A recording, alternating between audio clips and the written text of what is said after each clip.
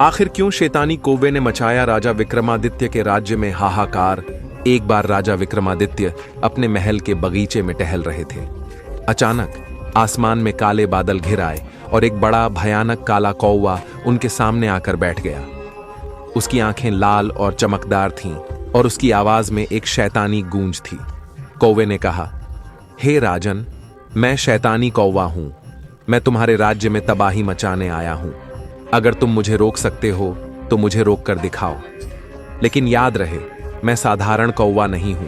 मेरे पास कई जादुई शक्तियां हैं। विक्रमादित्य ने कौवे की चुनौती को स्वीकार कर लिया और बोले, तुम्हारे पास चाहे जितनी भी शक्तियां हो, लेकिन मैं अपने राज्य और प्रजा की रक्षा के लिए हर प्रयास करूंगा। मैं तुम्हें पराजित करूंगा। यह सुनकर कौवा वहां से चला गया। राजा विक्रमादित्य को पता था कि अगर इस कौवे को समय पर राज्य से नहीं निकाला गया तो ये इस राज्य को बर्बाद कर देगा। राजा विक्रमादित्य ने तुरंत अपनी प्रजा को सतर्क कर दिया, लेकिन इसका कोई फायदा नहीं हुआ। कौवे ने अपनी शैतानी ताकतों से पूरे राज्य में हाहाकार फैला दिया। फसलों को नष्ट कर दिया, पानी के स्रोत सुखा दिए और गांवों में भय का वातावरण बना दिया। राजा ने अपने सैनिकों और मंत्रियों को बुलाया, लेकिन कोई भी उस शैतानी कौवे से मुकाबला नहीं कर सका। राजा विक्रमादित्य ने एक साधु से सलाह ली। साधु ने कहा, राजन, यह कौवा एक शापित आत्मा है। इसे पराजित करने के लिए तुम्हें जंगल के पश्चिमी छोर पर स्थित कौवे की पहाड़ी पर जाना होगा। वहां तुम इसे इसके असली रूप में परास्त कर सकते हो। लेकिन ध्यान रहे, कौवा बहुत ताकतवर है। विक्रमादित्य साधु को धन्यवाद देकर वहां से अपने घोड़े पर सवार होकर कौवे की पहाड़ी की ओर बढ़े। रास्ते में उन्हें कई कठिनाइयों का सामना करना पड़ा। भयंकर तूफान, अजीबोगरीब जीव और मायाजाल जैसी चुनौतियां उनके रास्ते में आईं।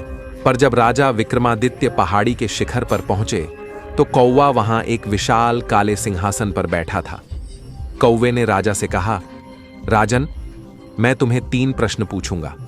यदि तुमने सही उत्तर दिए तो मैं तुम्हारे राज्य को छोड़ दूंगा। लेकिन अगर तुम हार गए तो तुम्हारा राज्य और तुम्हारी आत्मा दोनों मेरी होंगी। कौवे ने पहला प्रश्न पूछा, ऐसा कौन सा सत्य है जिसे कोई भी अस्वीकार नहीं कर सकता? राजा ने सोचा और उत्तर दिया, मृत्यु। यह एकमात्र सत्य है जिसे कोई भी अस्वीकार नहीं कर सकता। कौवे ने दूसरा प्रश्न पूछा, ऐसा कौन सा कर्म है जो इंसान को अमर बना देता है? राजा ने कहा, न्याय और परोपकार।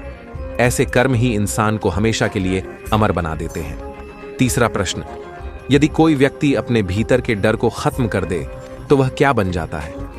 राजा ने उत्तर दिया, वह अजेय बन जाता है, क्योंकि भय ही सबसे बड़ी कमजोरी है। कौवा राजा के सभी उत्तरों से प्रभावित हुआ। उसने अपनी शैतानी शक्तियां छोड़ दी और कहा, हे राजन, तुम सच में अद्भुत हो। मैं तुम्हारी बुद्धि और साहस के आगे नतमस्तक हूं। मैं तुम्हारे राज्य को छोड़कर जा रहा हूं।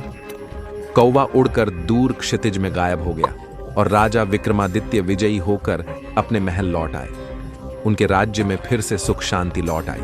ऐसी और कहानियां देखने के लिए चैनल को सब्सक्राइब करें।